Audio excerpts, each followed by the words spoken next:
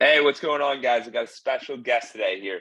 We have Matt Gardner. He's a CFP. He's the founder and chief education officer. He's served in the financial services industry for over 20 years. His passion for educating others that's led him to publish two books, Motivate Your Money and The Four Money Bears. As the founder, the chief education officer of Finlit Tech, he works to build bridge between financial literacy and financial technology. Mac, how are you doing today? Doing great, Jordan. Thanks for having me, man. Glad to be able to spend some time with you and your listeners and talk about an area that I think a lot of folks really want more information about. Absolutely, absolutely. We're excited to have you on the Clockedin podcast. So, real quick, where did your journey start? Let's do a quick overview. I've been blessed to have served in the financial services industry for more than 20 years. It's getting close to 30, man. It's crazy, but Can't um, put that in the bio. yeah, it's like it starts to show your age. But no, really fortunate to work in the industry, banking, lending, retirement plans, wealth management, ultra high net worth, all that good stuff. And so, um, the thing that really hit me though of all this time being in the industry is how financially ignorant a lot of people are, and it's because this stuff isn't taught in schools, man. So that led me to write my first book, Motivate Your Money. I always try to simplify things for people. Finances can be complicated. Finances can a lot of times go over people's heads, and so if you can simplify things for folks, I call them Mac Nuggets. I put a bunch of my Mac Nuggets in this first book, and then one of my clients came to me and said, "Mac, love the Mac Nuggets. Would you be open to creating something for children?" And that's how the Full Money Bears book came to be. That's incredible. It's incredible. Hopefully, we can uncover some of these Mac Nuggets today. Oh, I'll Um, drop them. I'll drop them all throughout. Trust me. I'm excited. I'm excited. But yeah, financial literacy is something that I've been super passionate about myself, just because there's a lot of books out there. You hear a lot of this different invest here, put your money in Mhm. a 401k, do this, do that. They're pulling you in 100 different directions. And you're like, I don't know who's right. I don't know who's wrong. Mhm. So what was kind of and the really fascinating thing, which you probably learned from like all your experience, were the people in your financial advisor field, quote unquote, were they good steward? Like obviously they're good stewards of their clients' money, but like we all seem to have these issues where it's Mhm. like, are we making enough? Is it consistent? Is it this? How does this work? What do I do? Yeah. Yeah. So how did financial literacy really enter your mind as like a top priority? Because it's definitely been something I've been really passionate about for a long time.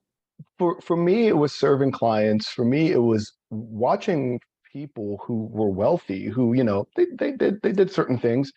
They followed five rules, and I talk about these five rules of financial success in my first book. The first one is to plan accordingly. You got to have a plan, right? Any journey begins with a roadmap of where we're trying to get to. The second rule is to spend cautiously. All right. Third, save diligently. Fourth, invest wisely. And then fifth, give generously. So folks were following these rules. They lived below their means. They either worked for a company that had some sort of retirement plan option and they contributed towards it. They had some sort of guidance when it came to investing, and then they were givers throughout their lifestyle, and then they had money. But I said, what if we could actually take those formulas and start it early? There's only four things you can do with money, Jordan, right? Spend it, save it, invest it, or give it away. And so my thought process is, if we can engage young people, right? There was a Cambridge study that came out years ago that said a child's connectivity with money starts as early as age 7. So if by age Wow. 7, yeah, if by age 7, young people understand what money does and how it works, if we start educating them that early as to what their options are, a lot of cool things can happen for them as they become adults. And so that's really was a trigger for me as to, okay, you know what, it needs to start early, because these financial habits start early, and that's been a big Yeah, issue for a lot of people. 100%. And a lot of people will call those financial wounds.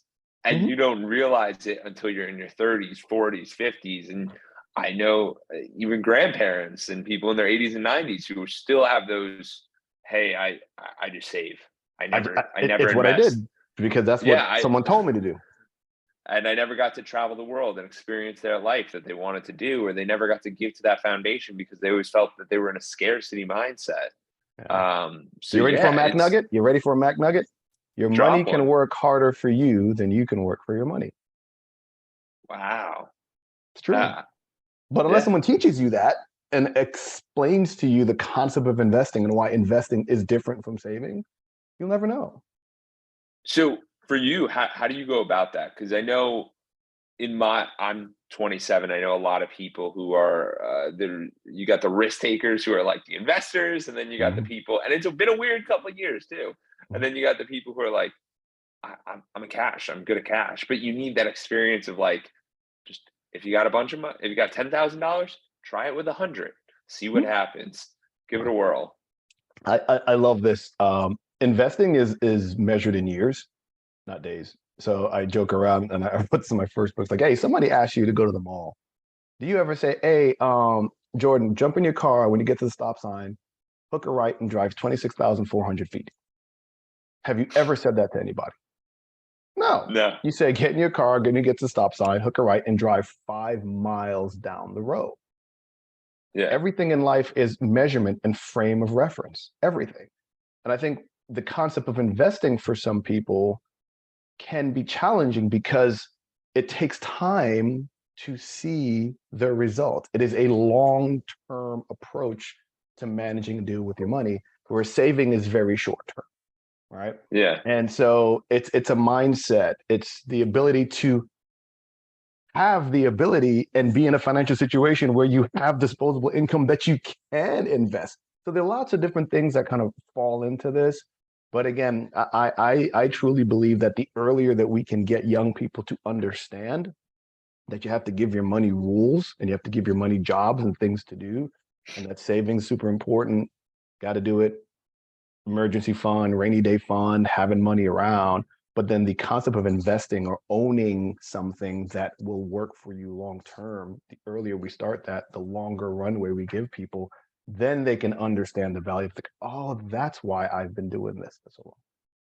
yeah. And it's fascinating because when you start to look at like 18, 19, 20-year olds, a lot of them are in college and they come out, they have this debt, and they're not even looking to buy real estate because they're like, that's too high risk, that's Mhm. too scary. But if Mhm. you get the first, like I was listening to Barbara Crokin or whatever her name is, the girl from Corcoran? Shark Tank. Yeah. Yeah, Corcoran. And she was just saying, she's like, getting into real estate was my best thing I ever did. My biggest regret was I didn't start earlier. So it's getting involved. Yep. And And that's so how a funny you lot of say people that. feel. That's one of the biggest regrets. I've provided over 4,000 financial plans in my career. And one of the biggest regrets that people say is, I wish I started earlier. I wish I started investing early. I wish I started putting money into things. I wish. So that's why the Full Money Bears book to me is, such a powerful tool, because if you're a parent that never got this education, Jordan, how can you provide it to your child? What tools do you have out there to say, hey, you know what? All right, we're going to start talking about money, especially the K through 5, which is really who our book is intended for. How do we start these conversations? How do we say, hey, you know what? This is what we're going to do with your money if you never got it. So we're working Yeah, to make an impact. 100%. And people at that young of an age, they learn from the habits of others. So they learn from their Bingo. parents. Mac So Nugget number two. Mac Nugget number two coming at you. I told you I'm gonna drop them on you. So if my kids were here, they'd be like, yes, Papa, we know. Habits, behaviors, traits. Good financial habits become good financial behaviors, and those good financial behaviors become good financial traits and who you become as a person down the road. So you're right, it starts with the habits. I absolutely love that. So what we're going to do is we're going to hop into how finance and tech, but I want to get back to that because at the before the end of this podcast, we'll talk about what are these habits that we need. Mhm. We'll get to that at the very end. But where is finance and tech? What does that even mean? Like, what are people doing with that? So this is my easiest connection when it comes to financial technology and financial services. On my phone here, this Yeah, fine, and it could be iPhone, it could be Android, whatever. I can do banking, I can get a loan, I can invest, I can get life insurance. through my phone. The technology is there to do that. But where there's not a lot of technology, educating people on what to do with their money. So there's all Yeah. this tech out there that can help you do stuff with your money, but there's Yeah. really not a lot of tech out there that's teaching you what to do with money. Yeah. And the slippery slope that we're seeing is there's a ton of social media, there's a ton of stuff out there, there's a ton of platforms for people to talk about how I'm going to make you money, how I'm going to make you wealthy. But who are these people and how are they qualified to give you advice? And so um, the ability for us to be able to spend our money so much quicker because folks aren't using cash anymore, using a card. You can buy stuff with your phone. Yeah. Needs, in my opinion, to be offset by more education because if it's so much easier for you to spend it, you now need that education to make sure that you know what you're doing with your money so you don't just lose it all. Yeah. And one of the things I would say that you just brought up in regard to mindset Mhm. is with social media, everyone's looking at the highlight stream. Everyone's looking at the best things you've done, in which case, oh, wow, you got to go on this vacation that is like once in a lifetime for me. But to you, maybe you have that every day because you had more disposable income because you invested earlier. But I'm just seeing the highlight, in which case now I'm going to impromptu buy a ticket to Rome and I can't afford it. But I don't know that because I just put it on a credit card and everything's on credit nowadays. So it's like, what are we doing?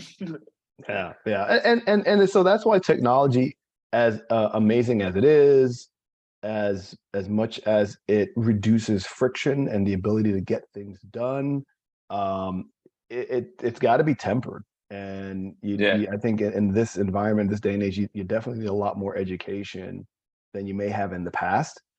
And so when you have young people that are growing up in this generation of having technology, I have 3 kids. I have 2 teenagers and an 8-year-old, and little dude is always on the device doing something, and he's learning that way. Um, it's important to deploy tools at an early age that young people understand. And when it comes to financial education, we talk about financial literacy at that age because you Yeah. have to meet people where they are. You have to gamify the financial education process. And luckily we live in a time where we can do these things, we can build these things. So how are you guys gamifying it? So the Four Money Bears book, right, which I wrote several Yes. years ago, is what we call the analog, right? Yeah. Uh, K through 5 is really where we're looking to impact, and that age group still reads. They have books. Parents sit down with them Of bedtime, read course. books, and talk stuff. But again, young people are learning differently. They're learning through their iPads, their iPhones, what have you. And so we created the Four Money Bears Berryville, which is a first of its kind early childhood financial education platform.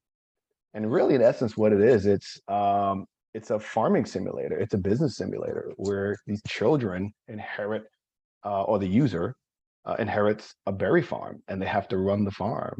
And we provide guidance through them doing well and failing through this farm to be able to understand what those 4 functions of money and how it goes into them, not just their business life, but also in their personal.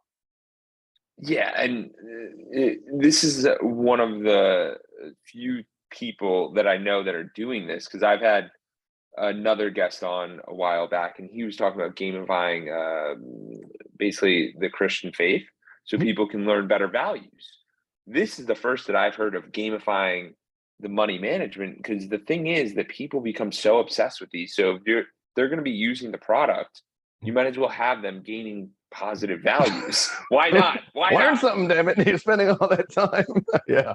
Yeah. Exactly. Exactly. So I think it's awesome. I Yeah. think that's great. And it's funny because my partner Ryan, he keeps saying, it's like, Mac, whenever you do interviews, where you do podcasts, make sure to say that it's not just kids because anyone can play this game. The gamification is not just for children. Gamification is a whole amazing way to get people to do things that they oftentimes wouldn't do because it's either boring or laborious. And so if you can gamify a process that has been challenging for people and challenging for a community for so many years, it can make some headway. Yeah, and the major thing that a lot of people I find struggle with is that when we think we're at a certain age, maybe it's 20, 30, 40, 50, we think we're an adult. We think we have everything understood. The Yeah. truth is that if you go and do something new for the first time, which might be invest, you're going to get your first rep. And you Mhm. might invest in something that has no value and it goes to zero.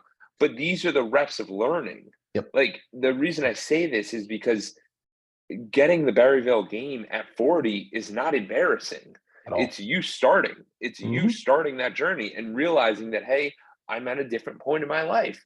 I am Yeah. at this point. I need this. I need. So whenever someone's like, oh, they're younger and that associates them to not knowing, Mhm. maybe, maybe not. Or they're older and they should know. Not true at all either. Yep. So it's Yep. that awareness, I think, and it's just knowing who you are as an individual for Agreed. sure. So what are some of these habits that we need for the good money?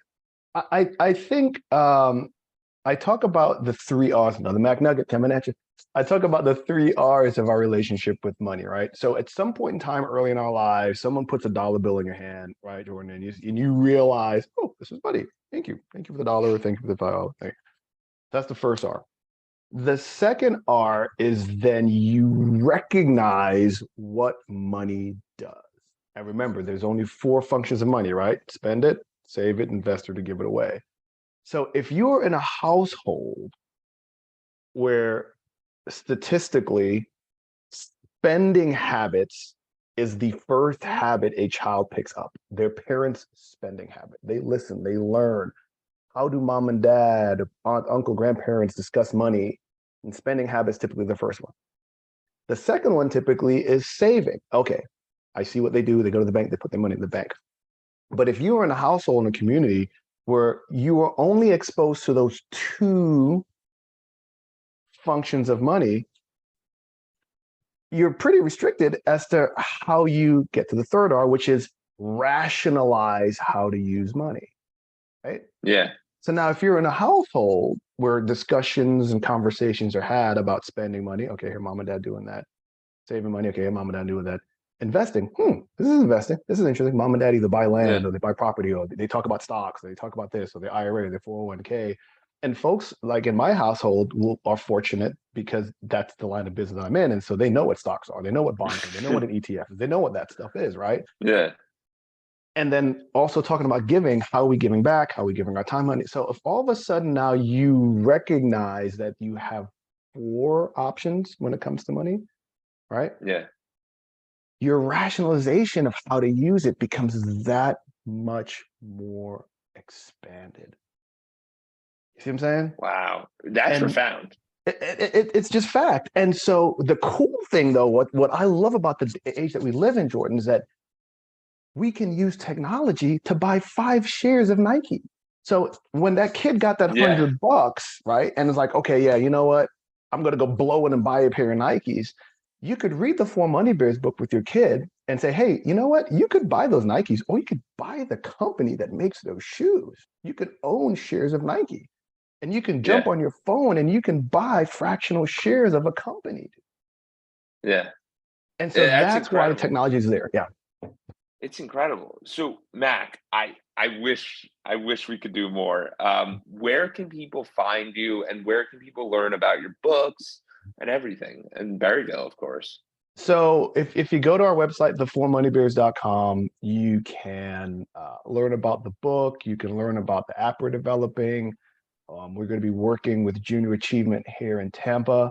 They're going to be the first JA in the country to roll out the Four Money Bears Berryville for their JA BizTowns initiative. So we're really excited about that. We're working with several Incredible. banks. Yeah, thank you. We're working with several banks locally here in Florida and across the country to be able to utilize the Four Money Bears for their Community Reinvestment Act platforms. So you can learn a lot there. If you want to learn about the stuff that we're doing overall to build a bridge between financial literacy and financial technology, which is what FinLit Tech is all about. You can learn about us going there. And then we've created Motivate Your Money, which is the title of my first book, but I've had a lot of older folks, big people. I call it Motivate Your Money for big people, Four Money Bears for little people. I've had a lot of the big people say, hey, Mac, you got to give us some Mac Nuggets. And so we created a digital platform, financial education, multimedia platform called Motivate Your Money. You can learn some cool stuff there too. So we're all about financial education and financial wellness. I love it. Mac, you are helping people and I appreciate what you're up to, man. It's incredible. Thank No, you. thank you, man. No, thank you. You're doing awesome stuff, man. I'm glad that we were able to connect. Keep doing what you do, shine a light on really, really needed areas that need light shine on it. So thank you so much for the time. And as I like to say to people, the journey continues, man. Absolutely.